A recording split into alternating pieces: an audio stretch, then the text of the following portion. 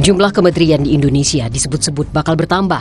Presiden terpilih Prabowo Subianto dikabarkan akan menambah jumlah kementerian dari semula 34 menjadi 40. Namun Sekretaris Tim Kerja Strategis Prabowo Gibran Idrus Marham dalam program Sapa Indonesia membantah ada narasi akan dibentuknya 40 kementerian di era pemerintahan Prabowo Gibran. Ditegaskan Idrus, jumlah kementerian yang akan dibentuk Prabowo Gibran dibuat berdasarkan ide dan visi misi presiden terpilih. Tidak pernah ada keputusan atau ada ketetapan atau informasi bahwa 40. Lalu kemudian kabinet ini nanti ada menampung. Kabinet itu bukan penampungan.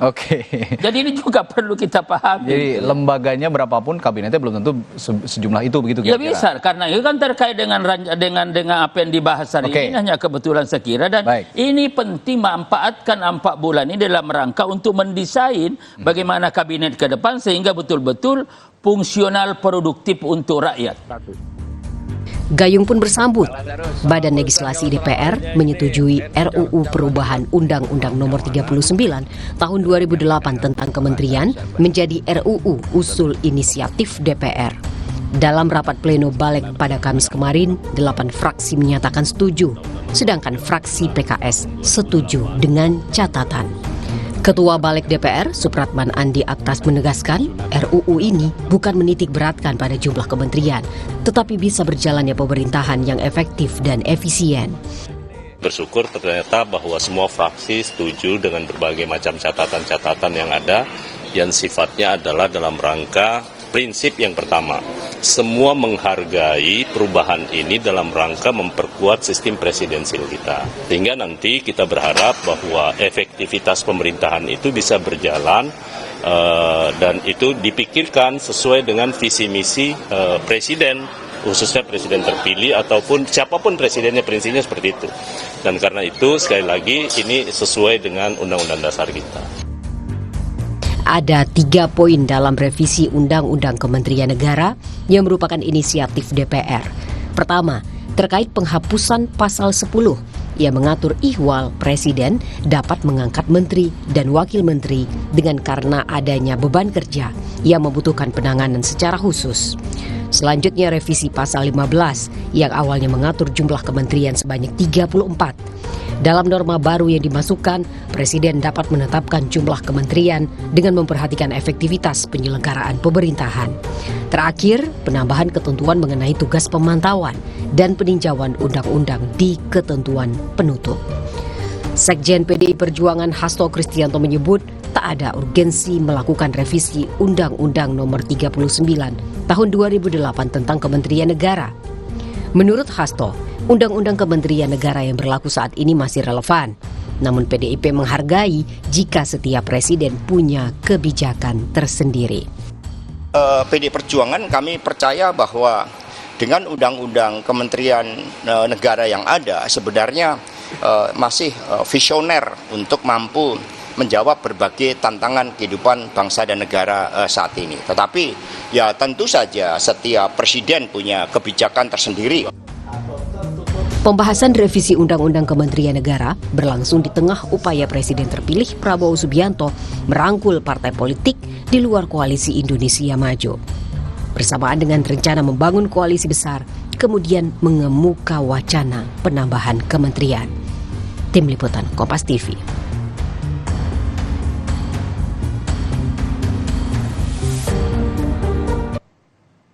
Ya saudara, bak gayung bersambut di tengah upaya Presiden terpilih Prabowo Subianto merangkul partai politik di luar koalisi Indonesia Maju dengan rencana membangun koalisi besar. Kemudian ada DPR yang menyetujui pembahasan RUU Kementerian Negara. Kita bicara untung rugi revisi Undang Kementerian Negara bersama dosen Hukum Tata Negara Universitas Andalas, Ferry Amsari. Selamat siang, Mas Ferry. Siang, Mas. Mas, wacana penambahan jumlah menteri bukan lagi fata morgana, bukan lagi ilusi, Mas. Tetapi ini bisa jadi kenyataan setelah kemarin Balik DPR menyetujui Undang-Undang Kementerian Negara menjadi undang-undang usulan inisiatif DPR. Analisa Anda seperti apa? Ya, kebutuhan terhadap bagi-bagi kue kekuasaan itu kan selalu ada ya begitu presiden baru hendak dilantik. Dan nuansa itu yang mengedepan di dalam upaya revisi undang-undang Kementerian Negara ini, sebab ketentuan pasal 15 Undang-Undang 39 2008 itu betul-betul membatasi upaya untuk negosiasi kepentingan elit politik dalam membagi-bagi kue kekuasaan, karena kementerian hanya dibatasi 34 kementerian. Ini yang membuat pilihan politik presiden tidak luas ya, untuk kemudian seluruh kepentingan koalisinya bisa diperoleh. Nah, menurut saya banyak teman-teman partai politik, presiden terpilih tidak memahami konteks kenapa pasal 15 itu dibuat. Pasal 15 itu sendiri dibuat untuk membangun pembagian kabinet agar menciptakan sistem presiden yang lebih efektif dan efisien. Nah, ini yang sebenarnya menjadi dasar kenapa hanya dibatasi menjadi 34.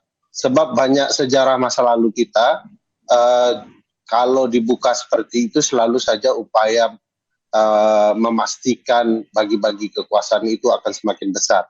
Tidak bicara pemerintahan yang efektif dan efisien, tapi pemerintahan yang mengakomodir seluruh kepentingan. Itu problematikanya, Mas. Tapi menurut Anda ini urgensi atau tidak, dalam arti akhirnya harus saat ini undang-undang kementerian itu disetujui, disepakati untuk masuk dalam undang inisiatif DPR? Mas Arief bisa pastikan ya, tidak ada satupun pembahasan dari pihak-pihak yang menginginkan perubahan soal urgensi apa yang sedang mereka kejar untuk perubahan pasal 15 itu. Tidak ada penjelasan dalam bentuk naskah akademik yang memadai sebagaimana sebuah kewajiban dalam melakukan revisi undang-undang dan membentuk undang-undang yang mampu menjelaskan argumentasi urgensinya. Misalnya di dalam undang-undang pembentukan peraturan perundang-undangan kita diwajibkan membuat kajian regulatory impact assessment, assessment terhadap dampak dari pembentukan undang-undang. Nah, sampai sejauh ini tidak ada penjelasannya apa dampaknya agar sebuah undang-undang itu bisa diubah atau tidak. Sehingga bisa kita tahu tidak ada kebutuhan mendesak atau urgensinya terhadap proses pembentukan kementerian. Jadi memang tidak ada itu, Mas. Semata-mata pasti bicara soal bagaimana membagi kue kekuasaan itu jauh lebih besar. Oke, Mas, ini saat ini pembahasan sedang berjalan dan saya akan sedikit mereview terkait dengan ada 3 poin sebenarnya dalam revisi Undang-Undang Kementerian Negara ini. Kita lihat yang pertama terkait soal wakil menteri masuk kabinet dan tidak lagi jenjang karir. Tanggapan Anda, apakah memang saat ini pasal 10 ini memang membutuhkan revisi yang diperlukan saat ini atau tidak menurut Anda? Jadi selama ini sejak Undang-Undang 39 2008 dibentuk, selalu ada mekanisme curang ya, quote and quote ya, cheating dari pembentuk kementerian. Jadi kabinet itu dibentuk dengan cara yang agak curang gitu ya. Pasalnya begini, undang-undang sudah membatasi untuk wakil menteri itu adalah figur-figur profesional, sehingga sulit bagi figur-figur politik untuk masuk. Dan itu juga disebut cheating karena menteri dibagi 34, tapi wakil menteri itu bisa dalam jumlah yang sesuka presiden, bisa 2, bisa 3 begitu ya. Dan pembagian seperti itu membuat kue politik yang besar, cuman diarahkan hanya untuk wakil menteri. Nah, sekarang para wakil menteri itu hendak diberikan kepada teman-teman politik, ya, teman-teman politisi. Sehingga kemudian kalau kemudian pasal profesionalitas itu dihapus, presiden bisa menunjuk siapapun untuk menjadi wakil menteri. Jadi akan jauh lebih mubazir lagi karena upaya menunjuk wakil menteri bukan kepada kapasitas untuk menolong menteri karena kemampuan profesionalitasnya, tetapi figur yang ditunjuk karena kepentingan bagi-bagi kue kekuasaan dari koalisi yang ada. Jadi ini malah membuat celah yang luar biasa. Pembentukan kabinet kita tidak berbasis kepada kapasitas, tidak akan ada lagi zaken kabinet, yang ada adalah orang-orang politisi yang betul-betul menginginkan berbagai jabatan untuk kepentingan-kepentingan politik pula. Berarti menurut Anda ini adalah sebuah penurunan sebenarnya dengan mengambil wamen bukan lagi dari profesional tetapi juga dari politis juga bisa masuk nih sebenarnya. Jadi cara mencegah teman-teman politisi terlalu jauh ya masuk ke dalam kementerian dan kementerian dikelola dengan cara-cara tidak profesional itu adalah dengan memastikan wakil menterinya dari kalangan profesional. Jadi nolong teman-teman politisi juga lah posisi ini. Tapi kemudian lama-kelamaan pembagian wakil menteri itu cukup menggiurkan. Karena wakil menteri kan bisa menjabat menjadi komisaris atau jabatan lain yang tidak bisa diperoleh oleh menteri. Nah itu gajinya, tentiam yang mereka peroleh jauh lebih besar daripada menteri. Oleh karena itu cukup menggiurkan, cukup seksi bagi teman-teman partai politik untuk dapat kue kekuasaan yang bernama wakil menteri. Oke Mas, dari pasal 10 kita pindah ke pasal 15 yang menjadi pembicaraan banyak pihak sampai saat ini. Ini pada akhirnya dari 34 dihapus menjadi sesuai dengan kebutuhan presiden. Nah Mas, apakah memang ini bisa berapapun sesuai dengan kemauan presiden pada akhirnya nanti presiden terpilih menentukan jumlah kementeriannya atau apakah ada dasar hukum yang lain sebenarnya?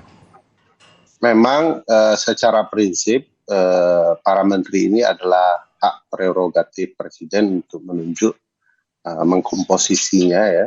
Berdasarkan pasal 17 kan menteri-menteri ini adalah pembantu presiden.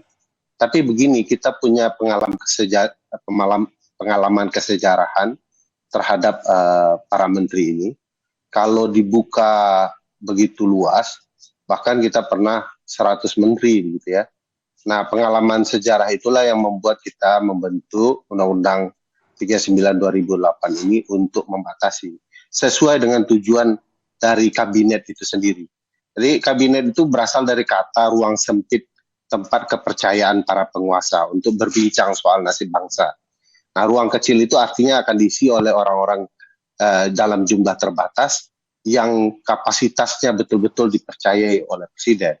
Nah, jangan kemudian ruang kecil itu diperbesar karena itu akan membuat ruang gerak pemerintahan akan semakin susah, tidak lapang, sempit begitu ya. Dan tujuan dari asal-usul tujuan membentuk kabinet menjadi kehilangan arah. Nah, di Indonesia kalau dibuka jadi 50 ya akan dibagi 50, dibuka jadi 100 akan 100. Harus diingat Mas, bahwa selama berlakunya Undang-Undang 39 pasal 15 ini tidak satu pun presiden yang tidak membagi kue kekuasaannya menjadi 34 kementerian. Jadi semua membagi 34. Padahal itu angka maksimum gitu ya. Nah, ini mengindikasikan bahwa memang apa saja yang diberikan undang-undang untuk pembagian kue kekuasaan kabinet akan selalu diupayakan dipenuhi seluas-luasnya. Jadi ini problematika kita melabrak gagasan membatasi upaya untuk membagi kue-kue kekuasaan agar pemerintahan bisa berlangsung efektif. Oke Mas, terkait dengan tadi ada menyebutkan terkait pembagian kue, tetapi ada counter alasannya bahwa ini lebih dari 15 tahun undang-undang ini sehingga butuh pembaruan sesuai dengan perkembangan zaman.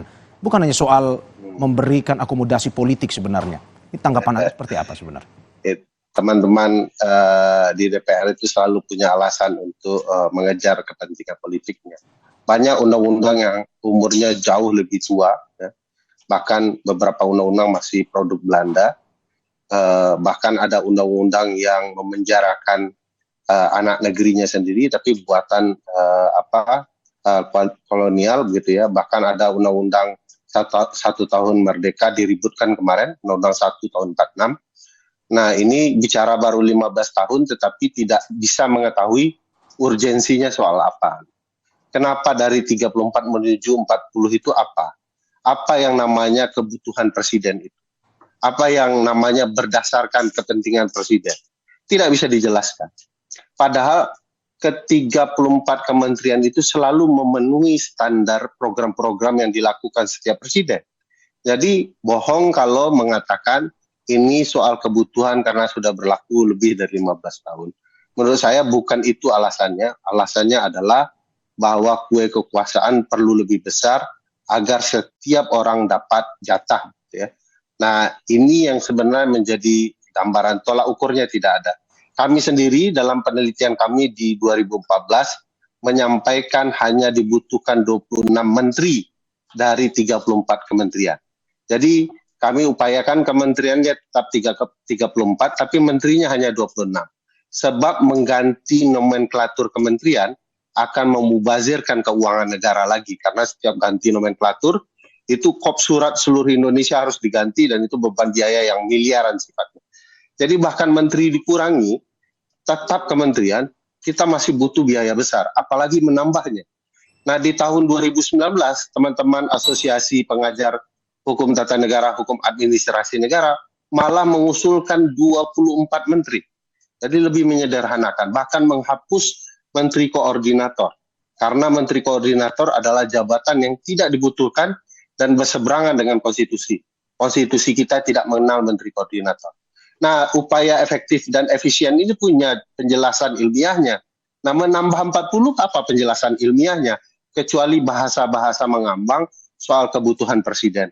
Padahal kebutuhan presiden mereka tidak bisa jelaskan. Misalnya kalau ada dalil yang mengatakan bahwa kebutuhan untuk menambah kementerian makan siang gratis begitu ya. Kan kementerian semacam itu bisa digabungkan saja di Kementerian Sosial tugas-tugasnya. Nomenklatur Kementerian Sosial sangat besar, bisa menampung banyak kebutuhan presiden dengan berbagai kebutuhan yang ada. Jadi jangan khawatir, di pasal 12, 13, 14 Undang-Undang Kementerian itu, seluruh nomenklatur itu sudah dipenuhi. Bisa dilakukan oleh presiden. Jadi yang buat undang-undang ini sudah memadai ya untuk memastikan kebutuhan politik teman-teman partai politik. Oke Mas, ini sejalan dengan apa yang Anda sampaikan tadi, karena memang di beberapa negara lain yang populasinya sama dengan Indonesia pun jumlah kementeriannya memang disesuaikan dengan kebutuhan yang ada, termasuk di Indonesia. Selain tadi Anda sudah memberikan informasi terkait penelitian yang Anda lakukan, ada juga penelitian, ini kajian bahwa Indonesia cocoknya 24 menteri saja. Ini bahkan 34 ini jauh lebih banyak ketimbang dari kajian yang dilakukan ini. Apa yang Anda bisa analisis? Ini katanya menyesuaikan dengan anggaran, sehingga kalau terlalu banyak katanya anggarannya bisa terlalu mubazir digunakan, terlalu banyak digunakan, tidak fokus kemana-mana. Tetapi kalau lebih sedikit, lebih baik pengaturannya. Tanggapan Anda seperti apa? Ya kebutuhan untuk melayani publik dari kementerian itu tentu akan disesuaikan grand design anggarannya ya. Makin kecil kementerian, dia akan punya anggaran yang lebih besar yang bisa dimanfaatkan untuk kebutuhan masyarakat. Makin dibagi kementerian itu, memang kue kekuasaannya akan jauh lebih besar terbagi, anggarannya akan menyebar. Tapi belum tentu tepat guna dan tepat sasaran karena besarnya itu.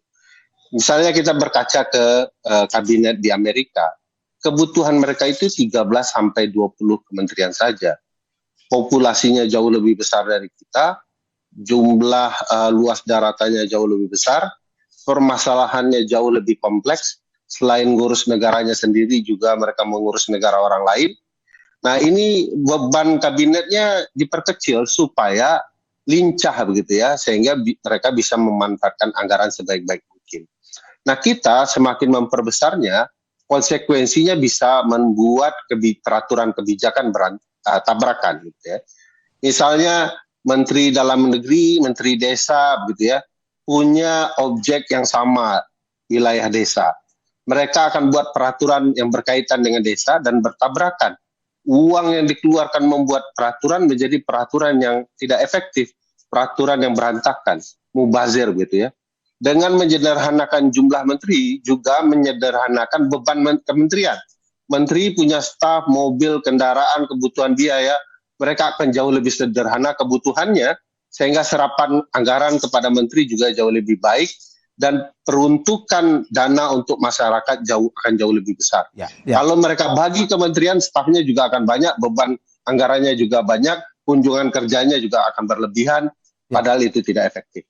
Ya, Mas Ferry, semoga apa yang disampaikan pada akhirnya bisa memberikan masukan kepada Presiden dan Wakil Presiden terpilih. Kita tunggu gebrakannya, kita tunggu keputusannya bagaimana, apakah akan menambah jumlah kementerian atau tetap, atau bahkan mungkin bisa mengurangi. Terima kasih Ferry Amsari sudah bergabung dengan Kompas TV. PDIP berencana